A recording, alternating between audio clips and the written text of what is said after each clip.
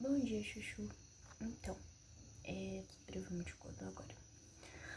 E eu sou a Jenny, aliás, caso você não se lembre, sou sua namorada. Olha como tá a queimadura. Terrível, né? Mas sabe o que é mais terrível ainda? O capitalismo. O capitalismo é mais terrível ainda. Então, enquanto eu lancho na madrugada, eu vou explicar o porquê livros ruins tem viralizado. Ah, Jenny, mas eu sei. Calma. Estaremos hoje fazendo uma curadoria científica. E o tema é o capitalismo tardio, banalização da futilidade moral, a viralização de livros ruins, a demanda por conteúdos curtos e como esse conjunto deu combustível para o crescimento da nova geração de jovens conservadores. Ah, Jenny, mas você está usando fila? Não, eu estou usando um slide que eu mesma fiz. Inclusive, mando pra você.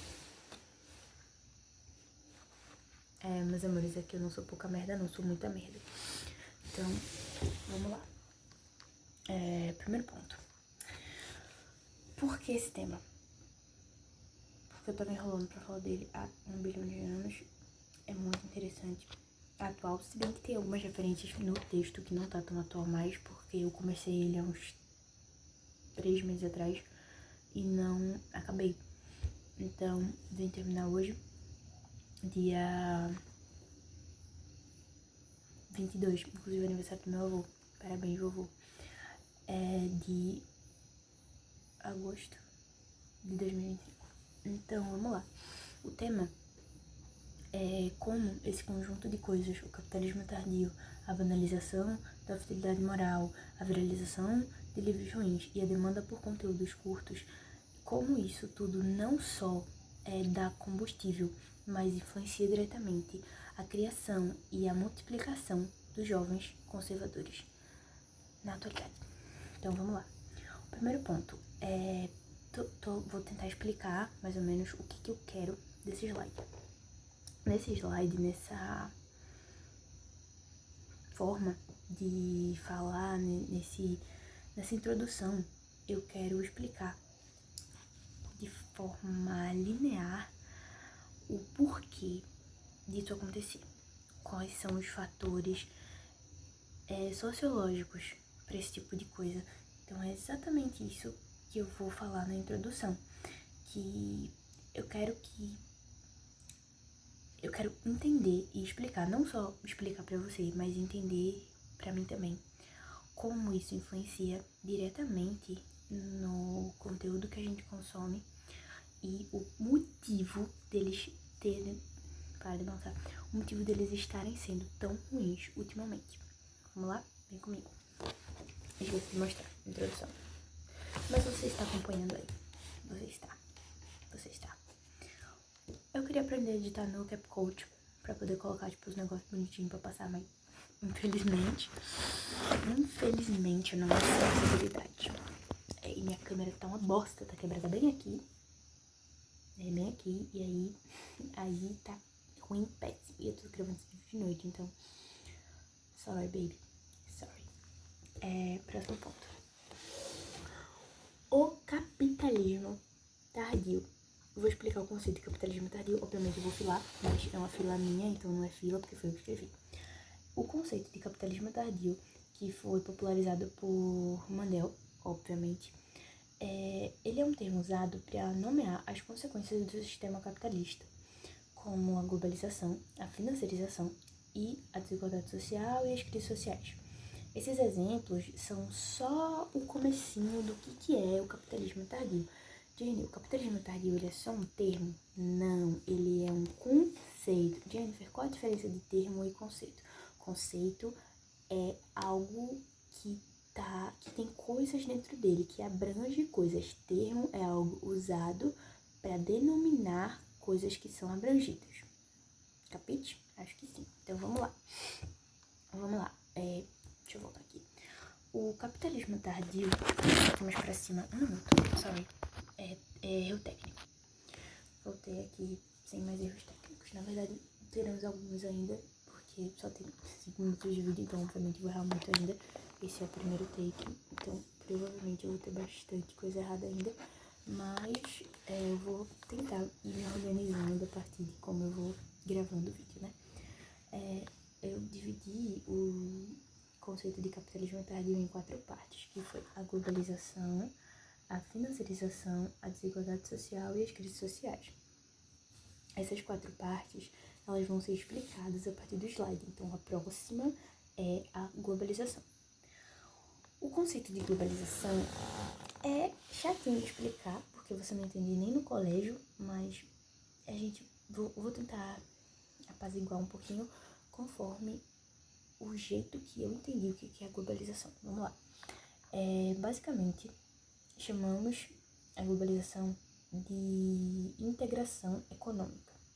O conceito de expandir capital para além do território do próprio país. O problema dessa prática é a absorção forçada da cultura.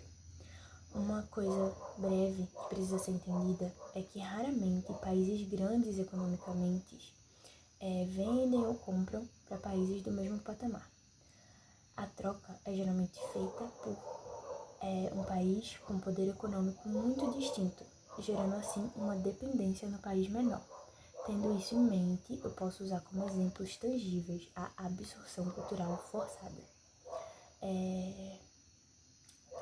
Uma absorção cultural forçada pequena são a utilização de palavras como crush, online, selfie, download, termos pequenos que a gente usa no dia a dia, mas que foram inseridos dentro da nossa cultura. A gente não fala inglês. Download, selfie, crush, online, todos esses são termos que vieram pra cá quando a gente começa a usar, quando a gente começa a ter acesso a coisas que vêm de fora do nosso país, como WhatsApp, no caso redes sociais, quando a gente começa a usar coisas que vêm de fora do nosso país, quando a gente começa a ter contato com coisas que vêm de fora do nosso país, a gente começa a apropriar termos, a usar termos.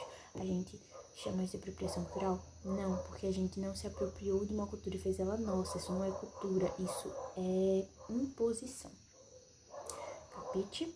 Capite. Então, entendemos que a integração cultural e a globalização, ela acontece nessas pequenas coisas, mas ela também acontece num exemplo maior, que é esse exemplo que eu vou dar aqui embaixo.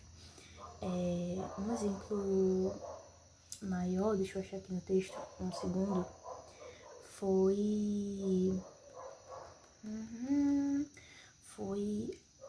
usar o exemplo do óleo às massas, né? Vamos lá. Um exemplo bom e atual disso foi a caminhada por Israel, no centro da Grande São Paulo. Alguns repórteres presentes entrevistaram os manifestantes e as respostas para justificar a caminhada é que eles estavam com Israel porque acreditavam em Cristo e nos bons costumes. Em Cristo estavam com Israel porque acreditavam em Cristo e nos bons costumes. Israel não é um país cristão. Não é um país que acredita em Jesus Cristo como Salvador. Não é. Entendeu? Então, mas, para essas pessoas que estavam lá, não importa. Isso já não importa, porque os Estados Unidos fez tão bem o trabalho de implantar essa cultura, de implantar essa ideia no Brasil, que agora é até difícil superar essas ideologias no nosso país. Tipo, é difícil a gente quebrar, a gente, brasileiros, que temos noção desse tipo de coisa. É difícil pra gente chegar e discutir com uma pessoa, falar que, Israel não é um país cristão, Israel não... Gente, tem crente indo pregar Israel sendo morto, tá legal? Não é da galera de vocês. Vocês têm que entender que não é da galera de vocês, galera.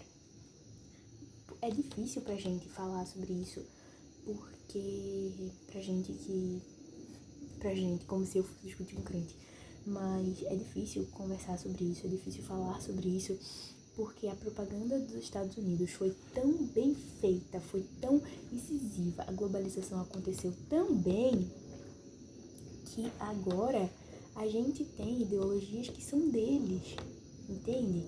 É esse o ponto, é isso que é globalização. Então, no geral, a globalização é a absorção de outras culturas, de outros costumes. Pode ser cultura, detalhe, tá? Cultura não é só dança, música, etc. Não, cultura é forma de negociar, cultura é tudo que um país tem como individual e às vezes nem tão individual assim, né? Mas vamos lá. Inclusive eu vi um vídeo do Tom Holland perguntaram pra ele, você gosta de comida americana? E ele, o que seria comida americana? Aí o cara, hambúrguer. Aí o Tom Holland, mas hambúrguer é irlandês. Aí o cara, batata frita. E o Tom Holland assim, mas isso é francês. Aí o cara assim,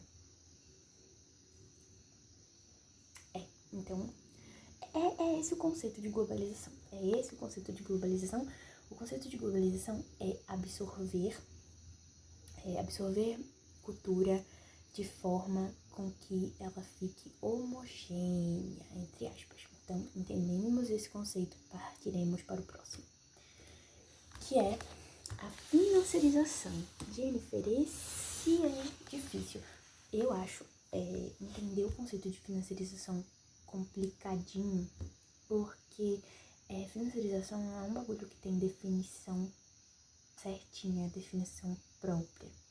Não é. É um bagulho que é muito, muito abstrato, entre aspas, o conceito. Mas eu vou ler aqui o que eu escrevi de cola, tá?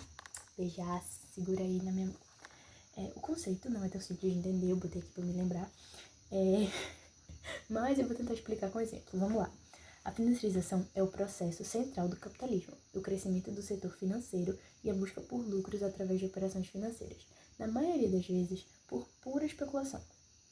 O capital, por sua vez, se torna moeda de troca, como ações, títulos e derivados. Em vez de investir em setores produtivos. Um bom exemplo disso foi o governo brasileiro atual ter literalmente vendido uma parte da floresta amazônica.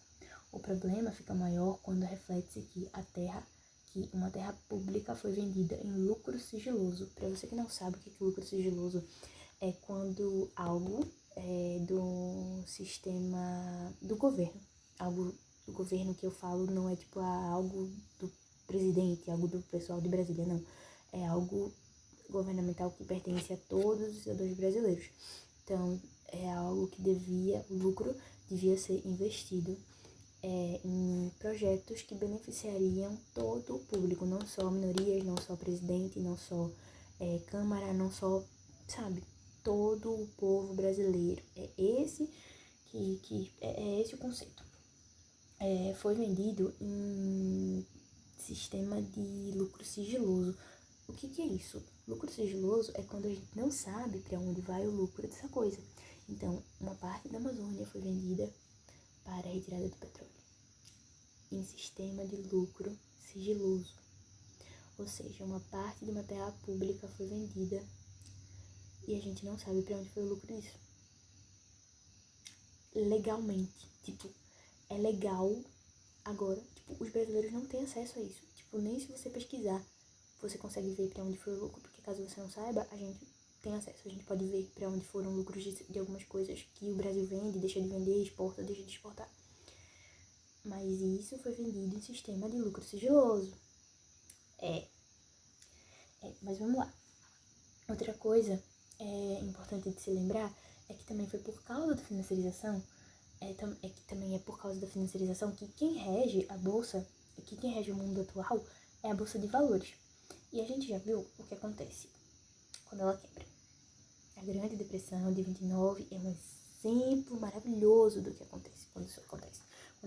Porque quando a gente coloca o destino do mundo, quando a gente coloca o destino de toda uma sociedade, não só uma sociedade tipo, uma sociedade, a sociedade brasileira, a sociedade americana, não, todo o mundo. Quando o mundo quando o conceito do que é o mundo, de como o mundo gira, de como ele funciona, do que vai acontecer com o mundo, quando a gente coloca isso a partir de uma única coisa, que nesse caso é a bolsa de valores, nesse caso é o dinheiro, nesse caso é o poder capitário, as coisas não dão certo. Porque a partir do momento que isso quebra, a gente tem uma grande depressão, que foi exatamente o que aconteceu em 29. Então, assim, a financiarização, ela nada mais é de transformar o dinheiro em sentimento. E eu não estou falando isso sociologicamente, eu estou falando isso literalmente. A financiarização é a forma do povo, é a forma do governo, é a forma do sistema capitalista de transformar o dinheiro em bem ou mal-estar. A forma de que, tipo, se uma sociedade ganha muito dinheiro, ela é uma sociedade feliz, se uma sociedade ganha pouco dinheiro, ela é uma sociedade triste. É esse o conceito de financiarização. É esse o conceito de transformar tudo em financeiro. É isso que significa a palavra e o conceito financiarização. Eu espero que esteja dando para entender, eu espero que esteja dando para acompanhar, mais ou menos. E agora a gente vai para o conceito mais fácil dos 4, que é desigualdade social, e eu coloquei essa foto igual a todos os livros de história. Inclusive, não sei se você sabe, mas essa foto aqui do condomínio de luxo, do lado da favela, o condomínio de luxo atualmente está abandonado. Porque não importa mais se você mora num condomínio de luxo, se do lado mora favelado. Então não importa mais porque ficou acessível, entre aspas. Então essa foto vai sair dos livros de história e começar a ir para os livros de sociologia. Escute o que eu estou falando. Escute o que eu estou falando, camarada. Escute o que eu estou falando, veja bem. Mas vamos lá. Ai, minha perna. Vamos lá. Conceito de desigualdade social. É o conceito mais fácil de explicar. Eu não vou nem ler o que tá aqui, porque, enfim, vamos supor que existem 10 maçãs. 10 maçãs. Tem 10 maçãs para 10 pessoas. Só que o que acontece? Dessas 10, eu não vou conseguir fazer isso das 10 maçãs, mas imagina que eu tô mostrando 10 dedos. Dessas 10, vamos fazer com 5, né? Vamos ser prática, Jennifer? Vamos ser prática. Vamos supor que existam 5 maçãs para 5 pessoas. Dessas 5 pessoas, uma pessoa aqui, essa minoria aqui, ela diz que tem direito a 3 das 5 maçãs, ok? E a justificativa dela é que a família dela já tinha maçãs o suficiente, ela herdou maçãs, ela investiu maçãs, ela tem maçãs, ninguém sabe de onde ela trouxe essas maçãs. Essas maçãs vêm, ó, de muito tempo atrás, a família dela cultiva maçãs. Então, das 5 maçãs, 3 pertencem a essas pessoas. Essa pessoa aqui, essa única pessoa tem 3 maçãs. E essas outras 4 pessoas dividem as únicas 2 maçãs que sobraram. Esse é o conceito de desigualdade social. Aí a sociedade fica desigual a partir do momento que um pequeno grupo de pessoas tem muito e um grande grupo de pessoas tem pouco. É esse o conceito de desigualdade social. É esse o conceito. Porque a partir do momento que eu nasço, a partir do momento que um bebê nasce numa família rica, ele vai ter oportunidades diferentes de um bebê que nasce numa família pobre. Isso a gente sabe, Jennifer, eu sei que você sabe. Mas eu estou relembrando, porque não é porque é um conceito fácil que não deve ser explicado. Entendeu? Vamos lá, próximo slide. Esse daqui é só para lembrar o que podem ser as crises, né? Porque, vamos lá, existem 4 tipos de crise. Como eu já falei, são pra gente entender o que é o capitalismo tardio, a gente precisou entender os 4 fatores: a globalização, financiarização, desigualdade social e agora as crises sociais. Jennifer, como assim crises sociais? Tudo não tá em crise? Porém, existem tipos de crises diferentes. Como assim? Vem cá que eu te explico. Não se preocupe que eu vou lhe explicar tudo agora. Vamos lá. O conceito das crises sociais é bem amplo, então a gente vai dividir elas em 4 partes. 3, na verdade, porque a 4 basicamente engloba tudo. O conceito de crises econômicas. Exemplos: desemprego em massa, rescisões em massa, inflação absurdamente grande e o aumento da desigualdade social, porque a partir de um momento que pobres ficam mais pobres, ricos ficam mais ricos, porque eles não precisam mais gerar emprego. Ai, porque os milionários geram emprego para quem? Pra quem que eles estão gerando emprego? Porque pros pobres não é. Que tá cada dia mais desempregados. E eles estão cada dia mais ricos. Então, pra quem que eles estão gerando empregos? Não estão, não estão. Você tem que se tocar. Você tem que ficar esperto. Fique esperto, irmão. Então, vamos lá. As crises econômicas, elas são como o desemprego em massa, as rescisões em massa, a inflação aumentando e o aumento da desigualdade social. Já as crises políticas, a gente tem conflitos armados, guerras, inclusive estamos vivendo guerras, ok? Estamos vivendo guerras não armadas, literalmente. Tipo, tudo bem que existem algumas partes que estão guerreando com arma de fogo, etc. Mas guerras no geral, guerra de poder. Porque isso são crises políticas. A estabilidade governamental. Jennifer, o que é estabilidade governamental? Golpes políticos. Mas golpes políticos entram ali nas crises econômicas, nas crises sociais, sim, mas no geral elas representam muito mais política do que qualquer coisa. E a gente tem passado, a gente é uma geração, a nossa geração, a geração Z, eu sou da geração Z, eu esqueci que geração eu era por um momento, mas a geração Z, ela é uma geração que ela tá vivendo muitas crises. A gente tá passando por uma crise social, né, geral, uma crise financeira, porque a gente tem pouquíssimo emprego, pouquíssima oportunidade de emprego em muitas áreas, tá? Tem um monte de gente se formando em TI, porque é uma área que tá prometendo crescimento, então todo mundo se formando nela, porque a gente não quer ficar sem emprego, não tem emprego, cara, não tem emprego. Então a gente tá passando, nossa geração, prestem atenção, a geração Z é uma geração que tá passando por uma crise financeira, por uma crise política, porque a gente tem vivido guerras e também tem vivido golpes, muitos golpes. Inclusive, presidente admitindo tentativa de golpe no Brasil, ex-presidente, agora inelegível. Ai, nossa, que felicidade de falar isso. Mas Donald Trump mudando a Constituição americana, quer ficar mais tempo no poder, mudando o sistema de... Não mudando o sistema de votos, mas ampliando estados para que tenha mais pessoas do partido... Esqueci do partido dele. Enfim, alguma coisa assim, esqueci o conceito. Depois eu gravo sobre isso. Então, assim, a gente tem vivido crises econômicas, crises políticas, crises ambientais, que eu vou falar daqui a pouco. E a gente também tem vivido crises de saúde muito fortes, porque a gente passou pela pandemia do Covid-19. E a gente passou pela pandemia do Covid-19 fazendo vídeos no TikTok, deixando todos os vídeos saturados. A gente passou assim. A gente era criança. Entenderam?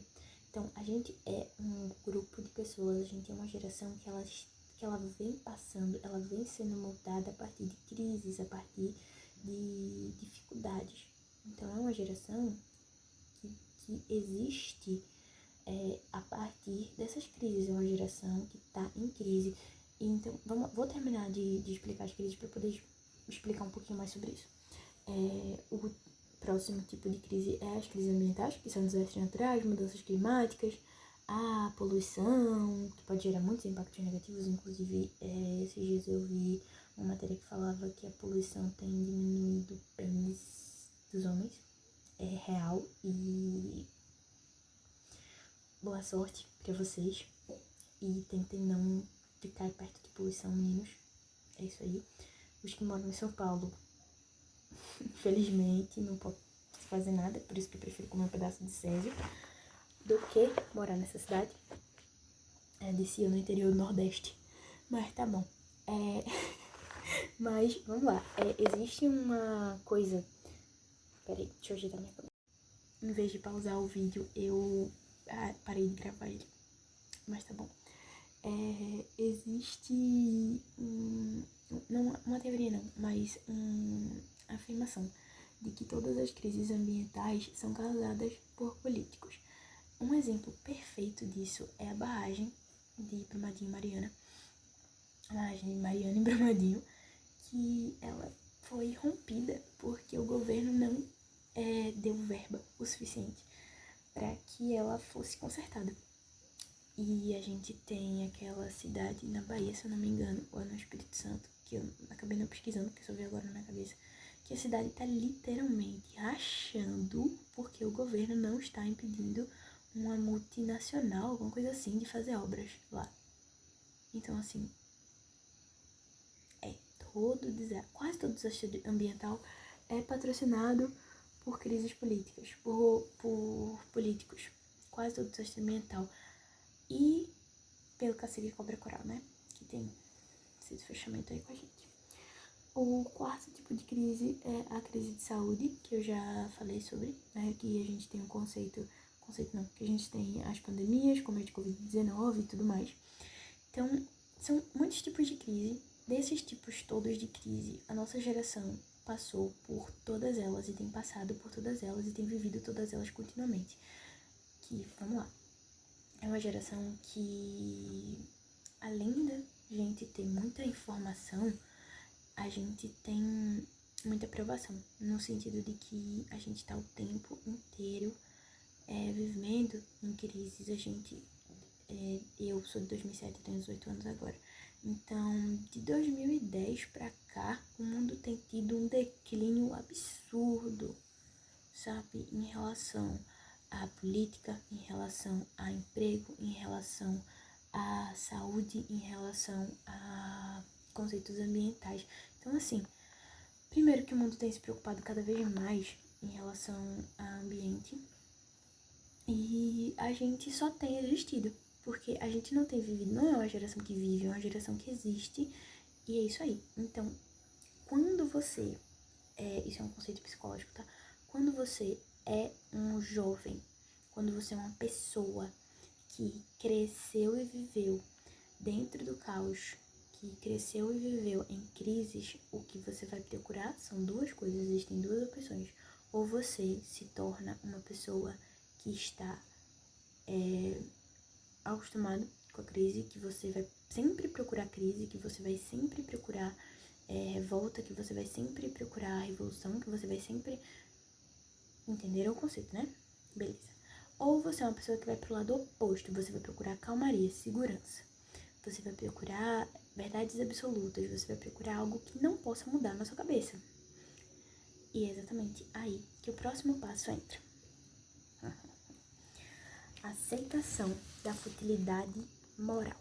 Jennifer, o que é futilidade moral?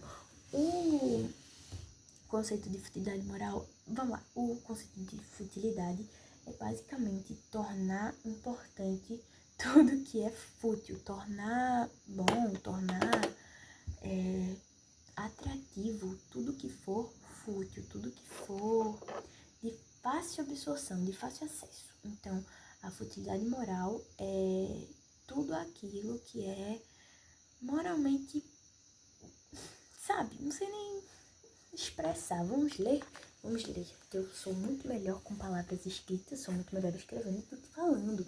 Inclusive, eu não escrevi um roteiro para este vídeo, e exatamente por esse motivo que eu me odeio. Mas vamos lá.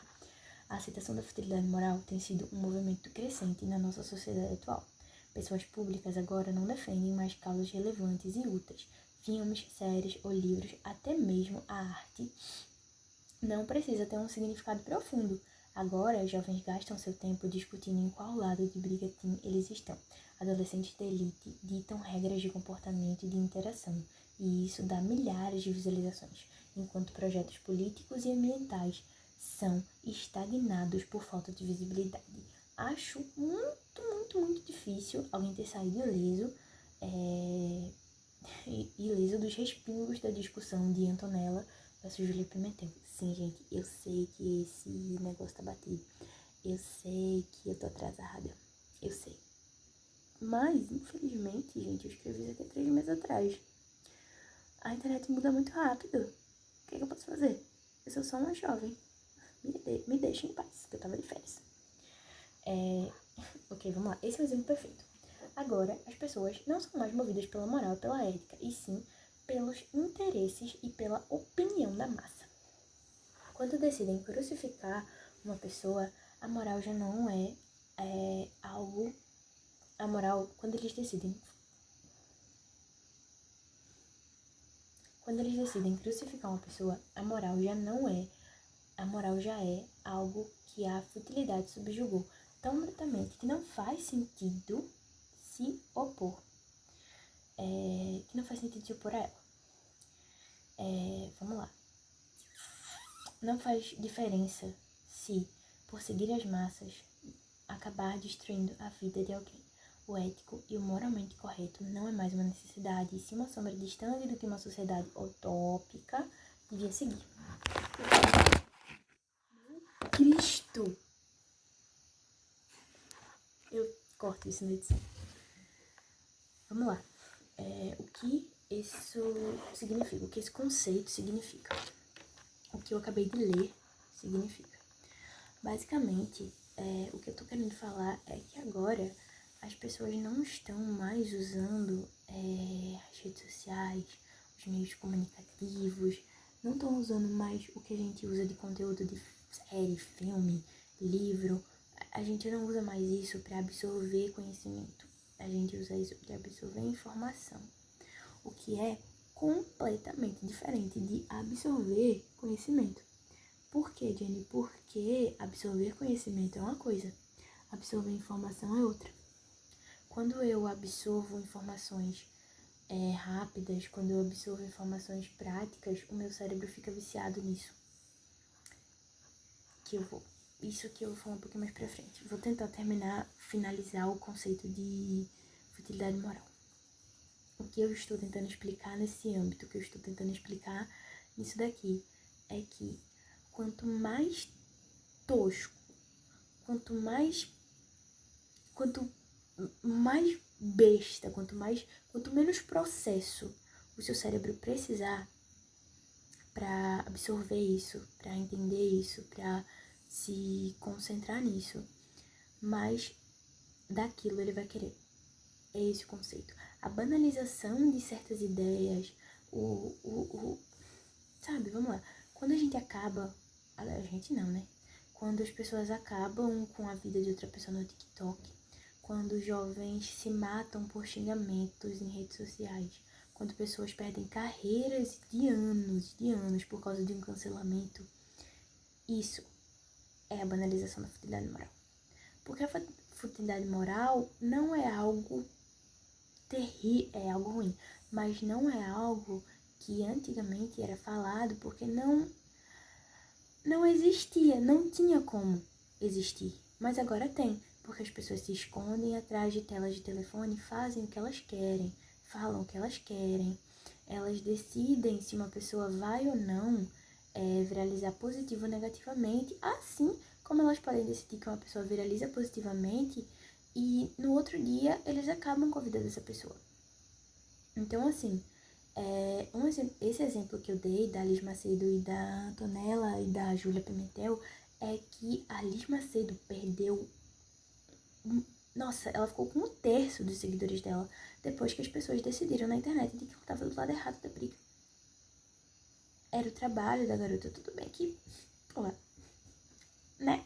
Mas, assim, as pessoas decidem acabar com a vida de alguém, as pessoas decidem... permitir, se dar ao direito de destruir alguém, de fazer com que alguém perca coisas por quem ela batalhou, coisas por quem ela se esforçou, só porque ela se sente no direito.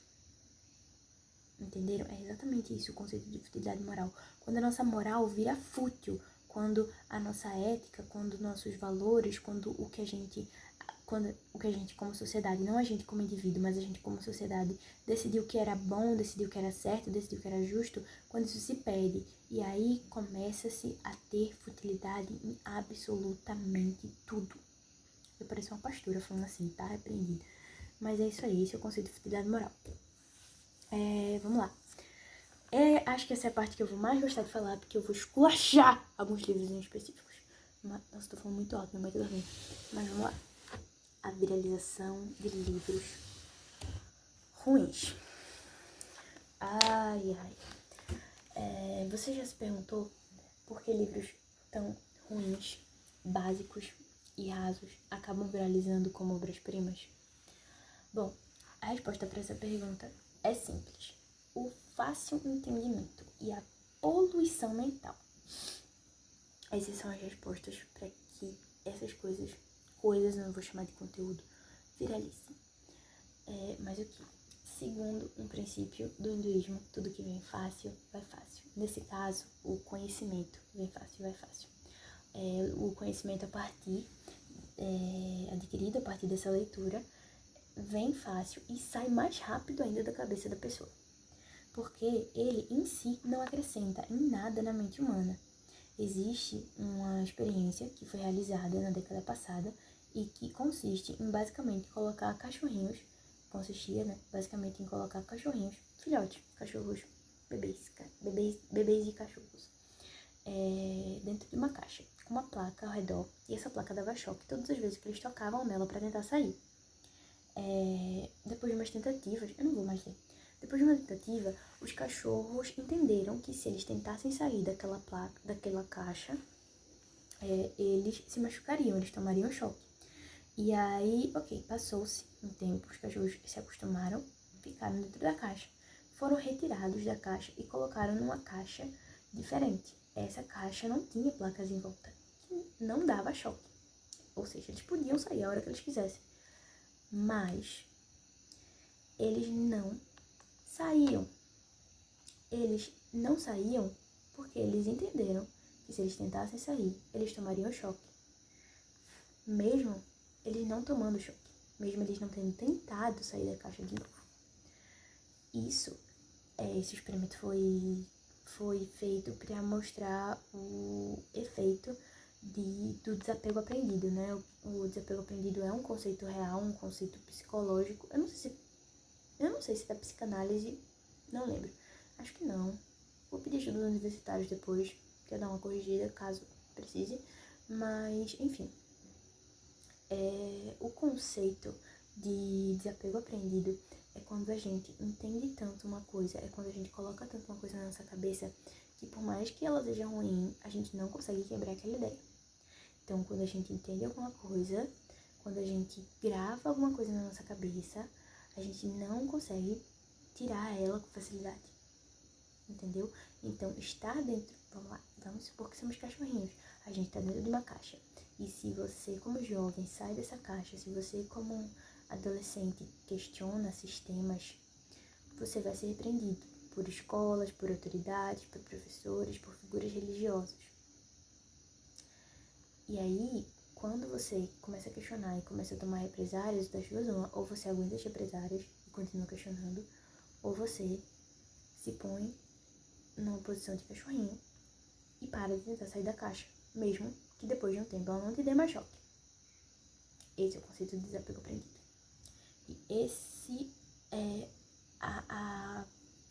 E essa é a introdução do porquê esse tipo de conteúdo viraliza. O porquê esse tipo de coisa é tão fácil pra gente, sabe? De absorver. Porque vamos lá. Lá vamos nós, né? A partir do momento que eu entendo que um conteúdo é fácil de absorver... Vou tentar me encostar porque minha costas doendo. A partir do momento que um conteúdo é leve, esse conteúdo é leve, esse conteúdo é tranquilo, esse filme você não precisa pensar pra assistir ele, esse livro você não precisa pensar pra ler ele, porque essa série é tão bobinha, ela não tem nada, você precisa assistir, essa série é só gente sendo bonita, hahaha. Exatamente esse o problema, porque a partir do momento, detalhe, tá? Meu cérebro pensou nisso, o meu cérebro ele é meu maior inimigo. Gente, vocês acham que eu deito na minha cama e vou dormir? Não, eu deito na minha cama e fico repensando todas as coisas que eu fiz errado na minha vida, todas as coisas que eu podia ter feito de certo. Por quê? Porque o nosso cérebro ele está em constante batalha com a gente, porque ele é programado pra isso. O meu cérebro, pelo menos, é programado pra isso. Mas o nosso cérebro, a gente programa ele igual a gente programa algoritmos. Sim, eu tô com uma manta, que tá meio frio aqui em casa. Como assim, Jenny? Você programa o cérebro? Como assim o cérebro é algo programado? O cérebro, igual ao algoritmo, ele é algo que a gente treina. Se você treina o seu cérebro para pensar em coisa tosca, para pensar de forma devagar, se você treina o seu cérebro para lidar com as coisas de forma tosca, ele vai lidar com as coisas de forma tosca, ele vai ser burro. As pessoas acreditam que, não acreditam, mas uma boa parte das pessoas acreditam que ou você nasce inteligente ou você nasce burro. Mas não, você pode nascer burro e ser inteligente se você tentar. Tudo bem que existem médias de QI genéticas, mas isso não importa. Nesse sentido, a gente não está sendo científico, a gente está sendo sociológico no momento. Se bem que sociologia e... Não vou entrar no conceito de sociologia e ciência, porque não é sobre isso. Inclusive, é muito legal, eu devia fazer um slide sobre isso mês que vem. Mas o que eu tô querendo falar aqui, no geral, é que se você treina o seu cérebro pra consumir coisa tosca, no caso, vamos lá, porque tudo que eu quero ler é um livrinho de romance bobinho que eu não tenho que pensar.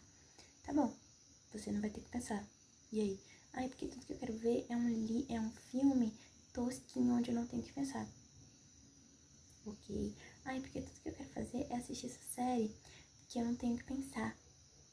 Porque eu quero que minha youtuber favorita, minha influencer favorita é fulaninha, porque eu não tenho que pensar enquanto eu assisto ela. E você vai pensar que horas? Você vai pensar que horas? Se enquanto você lê, você não pensa. Se enquanto você assiste, você não pensa. Enquanto você acompanha pessoas que deviam agregar em algo na sua vida, você não pensa. Tudo bem que isso é um pensamento meio ruim, no sentido de, porque tudo tem que ser útil, tudo tem que ser... Não tô falando que tudo tem que ser útil, tô falando que você pode assistir pessoas que não agregam em nada na sua vida, você pode ler, mas você não pode fazer isso ser o centro, você não pode fazer isso ser o que você mais consome, porque a partir do momento que livros ruins, que filmes ruins, que séries ruins são tudo que você consome, o que você vai consumir de bom? O seu cérebro, vamos lá, e outra coisa, a partir do momento que você começa a consumir coisas toscas, coisas que você não precisa pensar muito, seu cérebro desacostuma a pensar. Ele desacostuma a criar ideias, ele desacostuma a pensar além, porque o nosso cérebro, ele é só um cérebro. Ele não é uma máquina, meus amores. Você não vai, fiz isso, aí semana que vem eu vou... Gente, o nosso cérebro precisa, em média, de 21 dias para se acostumar com uma coisa. Só 21 dias para se acostumar com uma coisa, mas para se desacostumar, meus amores, é pra você se lascar mesmo. Nosso cérebro não se desacostuma assim não se desapega assim não. Por isso que a gente sofre por ex, é por isso que a gente chora quando a gente perde um parente, porque o nosso cérebro ele não tá acostumado a quebrar conceitos já criados. Então, a partir do momento que você treina ele pra consumir coisa tosca, pra pensar de forma fácil, para que seus pensamentos sejam todos práticos e nananana, você fica burro. E é exatamente isso que o sistema quer. O sistema quer você burro. O sistema quer o seu cérebro lisinho para que você não questione as desgraças. Entenderam? Entenderam esse conceito? Muito bem, muito bem. Eu tô falando entenderam como se não estivesse gravando pra você. Tosca. Mas vamos lá. Finalizando essa parte, agora temos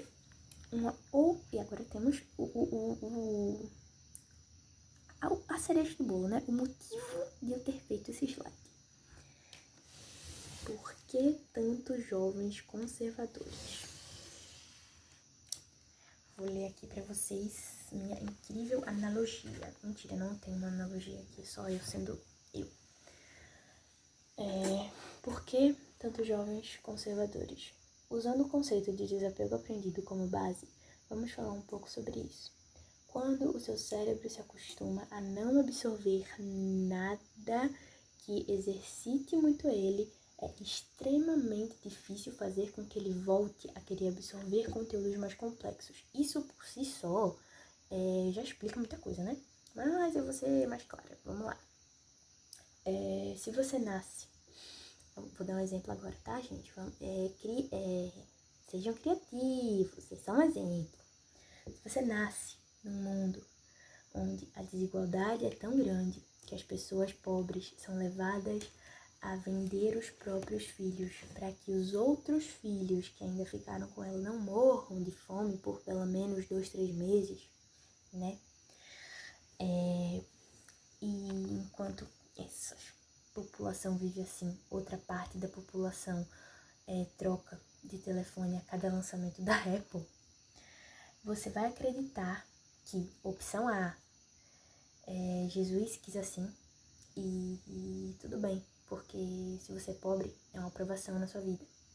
E se você tiver fé o suficiente, se você se esforçar o suficiente, se você for à igreja o suficiente, se você for uma pessoa que tiver uma demanda cristã suficientemente forte, Jesus vai te abençoar. E aí quem vai trocar de iPhone todo mês é você.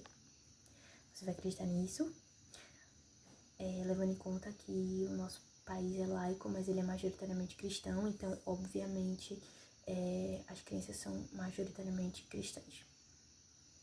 Ou você vai acreditar que, pensa bem, ou você vai acreditar que tudo é culpa da concentração de riqueza na mão de um pequeno grupo, levando em conta que 70% da população brasileira é analfabeta política. Qual vocês acham que é o conceito que eles vão, que as pessoas vão acreditar mais, gente? Qual vocês acham? Obviamente a primeira opção. É óbvio, se você tiver 2 neurônios na sua cabeça, você liga os pontos. Então, é muito mais fácil acreditar que se você for uma pessoa que Cristo quer, se você for uma pessoa que tá ali na obra cristã, se você for uma pessoa, sabe, que segue esses padrões, Jesus vai te recompensar e você vai melhorar de vida e você vai fazer uma coisinha diferente. Muito mais fácil pensar que um ser maior, que um ser divino, que algo que vai interferir de cima vai acontecer, que existe, que é exatamente essa vontade dele, que tá tudo certo, porque se não tiver tudo certo, tá tudo errado, então ferrou, quem é que vai arrumar? É muito mais fácil acreditar nisso do que acreditar que a gente não pode fazer nada, que a riqueza sempre vai estar na mão de um pequeno grupo de pessoas e você não pode fazer absolutamente nada em relação a isso. Você é pobre, você nasceu pobre. E nasceu pobre e ainda nasceu na classe trabalhadora. Que, gente, sério, se a classe trabalhadora se organizar... Olha, então vamos lá, voltando aqui pro conceito. Assim como Karl Marx disse, a religião é uma bengala social, que antes era usada para... Assim como Karl Marx disse, a religião é uma bengala social, que antes era usada para manter reis no poder, depois para reafirmar que a igreja estava acima de tudo, e atualmente para dar esperança a um povo faminto. A verdade é que a fé e a culpa cristã são moedas de troca que sempre funcionaram muito bem. Então, para esses jovens, que em sua maioria já nasceram com acesso à internet e acesso também, consequentemente, à vida luxuosa que é mostrada nela, no caso, acesso que eu falo não é acesso de viver uma vida luxuosa, é acesso de ver que essa vida luxuosa existe. Eu, quando era mais nova, eu cresci assistindo o Planeta das Gêmeas. Gente, vocês acham que eu tinha piscina em casa? Não tinha, mas eu via criança com piscina em casa. Eu via criança com minha mãe dizendo sim pra tudo no supermercado. Gente, entenderam? É isso daí que eu tô querendo falar. Não tô falando que a gente nasceu na geração da tecnologia, a gente tem acesso à vida luxuosa. Não, a vida luxuosa que eu estou falando é acesso ao conhecimento que ela existe. Entendeu? É entender que existe essa realidade, é ver que existem pessoas que detêm esse nível de riqueza, que detêm esse nível de luxo, que retém esse nível de poder de compra, retém esse capital. Não só o capital dinheiro, mas o capital de status. Ok? Ok. essa geração, nossa geração Z, já nasceu com esse contato, é muito mais fácil pra gente acreditar que se você for cristão, se você for da forma que Cristo mandar você ser, se você tiver penitências o suficiente, em algum momento Jesus vai te ajudar. E é exatamente aí que entra essa bosta. É exatamente aí que entra esse conceito. Entenderam? Agora a gente vai finalizar. Agora, olha lá, pai. Finalização. Em conclusão, a viralização dos livros ruins, gerada pelo capitalismo tardio, adormece o nosso cérebro. Isso prepara o terreno para a absorção de conteúdos toscos, o que, por sua vez, se torna perigoso, já que quem segue tendências não questiona, só reproduz. A massa crescente de jovens cristãos e conservadores é perigosa, não como um movimento religioso, mas como fascismo disfarçado de estética de jovem moderno e descolado. Gente, cuidado com o maluco que vocês dão palco. Cuidado com o maluco que vocês dão palco, porque senão vocês vão querer que ele pare de dançar e ele não vai parar. Tenho noção. Vamos lá.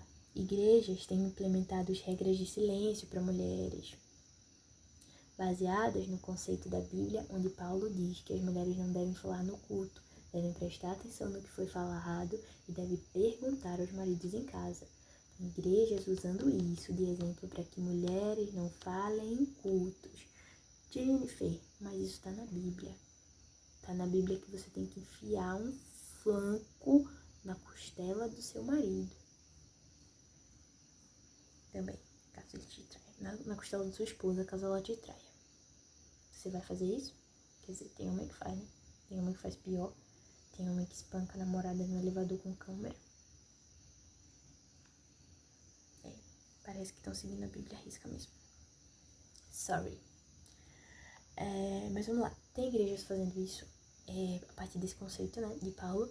Mas eu, como fui uma pessoa protestante durante toda a minha vida, no momento protesto, no momento eu processo a fé cristã católica. O conceito dessa fala de Paulo é que na época, socialmente, não era muito aceito que mulheres falassem em público. Então, apesar de que ele encoraja as mulheres a perguntarem sobre Cristo, encoraja as mulheres a perguntarem sobre a igreja, ele fala o seguinte, como ele explica, né? Fala que, já que mulheres não têm tanta noção de como conversar em público, já que elas não têm o costume, por causa da época, ele fala, preste atenção no que se fala pro culto e pergunte ao seu marido quando você chegar em casa para não ficar interrompendo, porque elas não sabiam de muita coisa. Então, eles interrompiam muito. E aí, Paulo fala, preste atenção e pergunte ao seu marido em casa, que é mais fácil. Não é porque mulheres não devem falar em público. Mas, para um fascista, qualquer coisa é brecha. Entenderam? Obrigada. Outra coisa, igrejas t-shirt. Aquela em Reino, sei lá que bosta, aquela igreja bege. Vocês sabiam que o conceito de não clean girl, mas o conceito de minimalismo é fascista? Você sabia disso? Caso não sabia, provavelmente sabia, que eu acho que eu já falei isso com você. Acho que eu já falei isso com você. Mas o conceito de minimalismo, o conceito de bege, o conceito de clarinho é clean girl e clean girl também. Mas esse conceito é fascista, nasceu de ideologia fascista do cara que era responsável pelos uniformes dos campos de concentração. Então, assim, esse conceito de que todo mundo tem que ficar clarinho, limpinho, igualzinho, tons de branco, tons de bege, desconfie demais, saia correndo. Você é maluco, Não pode, gente. Mentira, pode sim, você usa bege se você quiser. o problema não é a cor bege, o problema é a unificação do indivíduo, o problema é querer transformar o indivíduo em comuna. Ai, Jennifer, comuna é comunismo? Não. Comuna, quebrar a individualidade de alguém para que fique mais fácil. Quebrar a individualidade de alguém para que ele se torne apenas mais uma parte de um organismo onde se pode controlar a ideia de todo o organismo. Porque é muito mais fácil você controlar a ideia de um grupo que já está predisposto a acreditar em você do que você controlar um por um, do que você conversar com um por um, do que você convencer um por um. É muito mais fácil você quebrar todos de uma vez, juntar todos eles em uma coisa só e controlá-los. E fazer com que eles se sintam pertencentes, porque detalhe, tá, gente? O ser humano, ele é um ser humano biologicamente... O ser humano é um ser humano. O ser humano é um ser, é um animal biologicamente programado para viver em sociedade. A gente nasce em sociedade, a gente nasce na sociedade família, a gente vai para a sociedade escola, depois a gente vai para a sociedade geral. Então, a gente é um ser humano a gente é um ser sociável, a gente é um animal sociável, a gente vive em sociedade, a gente vive em comuna. Em sociedade, não tipo a sociedade brasileira, sociedade como um todo, sabe? Sociedade como cidade mesmo. Como polis, né? No caso, a polis que eu estou falando é polis grega, não polipocket. O que eu tô querendo falar é que o ser humano, ele é biologicamente programado para querer ser pertencente de um grupo. Ai, Jenny, mas eu não quero ser pertencente de um grupo. Eu tenho depressão, eu sou antissocial, eu quero ficar só na minha casa. Não, por quê? Porque não existe isso. Você quer fazer parte de fã de um grupo de K-pop, você quer assistir você quer seguir um youtuber, você quer fazer parte de um grupo de ideológico, no caso LGBT, você quer fazer parte de um movimento, tipo, sabe, você faz parte, você sempre faz parte de uma comunidade, você tá sempre incluso dentro de uma comunidade, porque o ser humano é assim, ele busca outros iguais que tenham interesses, que tenham quereres parecidos. Então, a partir do momento que alguém te trai um negócio, a partir do momento que alguém te traz um conceito olha, vem pra minha igreja, porque aqui a gente se veste todo mundo igual, aqui a gente é todo mundo igual, a gente faz todo mundo igual, a gente é igual, gente, a gente é feliz aqui, ó, todo mundo igual, sem individualidade nenhuma, ó, olha que legal. Entendeu? Então é muito mais fácil criar um pensamento com que todos concordem quando todo mundo já é um só. Entendeu? É esse o conceito da roupa bege. É esse o conceito do clean girl, é esse o conceito do minimalismo, é esse o conceito do fascismo. Meus amores, voltaremos aqui para finalização. Coisas como essas têm sido deixadas de lado para passar despercebida em algum momento, mas, vamos lá, têm sido deixadas de lado para que sejam que passem despercebidos, porque influências cristãs não falam sobre isso. E influências não cristãos, quando falam sobre isso, é muito naquele conceito de que você tá querendo atacar Cristo, você tá querendo atacar fulano porque fulano é crente, entendeu? Mas, enfim, em algum momento esse tapete vai ser puxado aí. E vamos lá, de novo, ser cristão não é ruim, mas transformar o evangelho em arma de açoite, isso daí é diabólico. É assim que eu finalizo o meu slide, porém não é assim que eu finalizo a minha apresentação. Vamos lá. Jenny, como isso se relaciona, né? Como todas essas coisas se relacionam? Como você junta esse conceito? Como você traz pra mim esse conceito? Eu trago esse conceito, não esse conceito, mas eu amarro esse assunto de forma que o capitalismo tardio gera a globalização, a financiarização, gera a desigualdade social. E esses 3 fatores deixam a gente predisposto, na verdade. A gente se expõe e se predispõe. Jenny, como assim se expõe e se predispõe? A gente se expõe a situações onde a nossa cultura não é mais o principal. e a gente tá predisposto a aceitar outras culturas. Esse é o conceito de exposição e predisposição, nesse sentido, né? Então, a gente está predisposto a receber outras coisas que não sejam da nossa cultura. E é assim que o capitalismo tardio entra na banalização da futilidade moral. Porque a partir do momento que a gente está predisposto a receber outras coisas, quando a gente está predisposto a gente já está exposto, né? E aí a gente fica predisposto a receber uma ideia diferente, a receber uma coisa diferente, a receber uma coisa mais tranquila, mais levinha, sabe? Mais tranquilinha, mais fácil de absorver. Entendeu? A gente perde um pouco a moral, a ética, a gente perde a mão, a gente para de pesar o que é certo e o que não é certo, sabe? A moral e a ética são coisas que são questionáveis agora. A moral e a ética não são mais um conjunto de regras, não são mais um conjunto de ideias que a sociedade precisa seguir para que ela esteja em harmonia. Não é mais isso, isso não existe mais. Agora, é apenas, ok, sabe, tipo, tudo bem se eu quiser ser moralmente correto, mas eu vou usar meu celular mesmo, eu não preciso. As pessoas nem vão saber que sou eu, porque minha conta é fake. Entenderam? É esse o conceito. E aí, isso faz, né? O nosso cérebro, ele fica tão liso com esse tipo de coisa, o nosso cérebro, ele fica tão achatado com esse tipo de coisa, tão sem sal, que a gente procura conteúdos que a gente... Eu me tiro um pouco disso, tá? Mentira, eu assisto Backyardigos. Ai, pobre coitada, se achando inteligente ela. A gente acaba... Ai, vou começar a me incluir mesmo. Parou.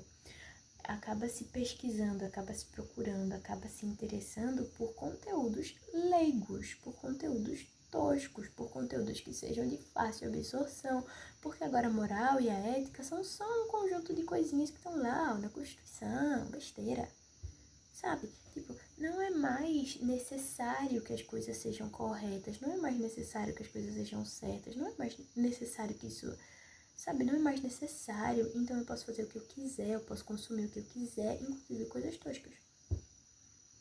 Sabe? E a partir disso, a partir dessa demanda por coisas supérfluas, que nasce o conceito de que tudo pode ser bonitinho, de que a gente é igual, de que...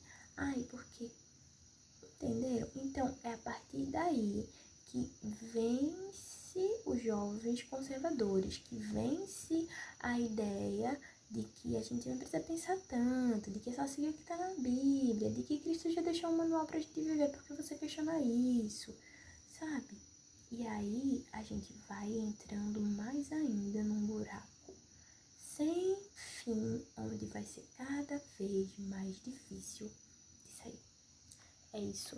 Um beijo, até o próximo slide.